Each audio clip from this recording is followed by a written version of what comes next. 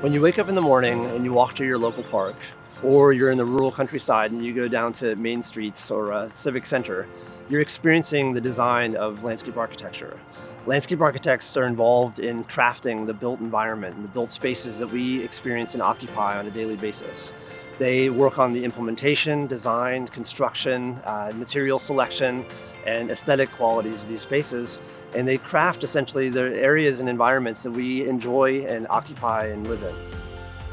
Landscape architects are involved in a whole range of projects. We're involved in large parks, transportation and streetscapes, regional ecological parks, rural projects, and we work with engineers and ecologists and others to craft these ecologically functional park spaces in urban contexts. We work across a range of aspects of the project. Take this constructed wetland, for example.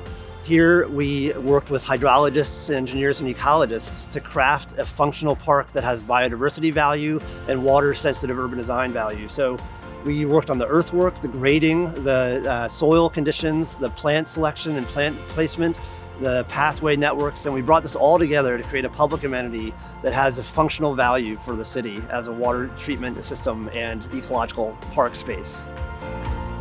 In the landscape architecture major, you have a great opportunity to study both technical skills and practical knowledge, but also design aesthetic, and to bring that all together.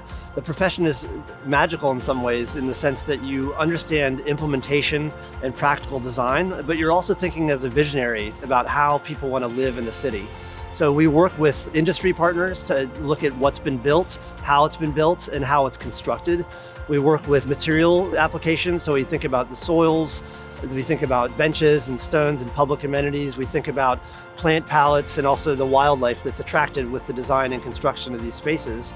And then we work with government agencies and other stakeholders involved in making public spaces to understand how we can design public space with an equity perspective. And here in Australia, landscape architects have a unique opportunity to work closely with traditional owners and Indigenous communities to explore how one can design landscapes effectively that incorporate cultural heritage and cultural awareness, and that build that into public space design in the public realm.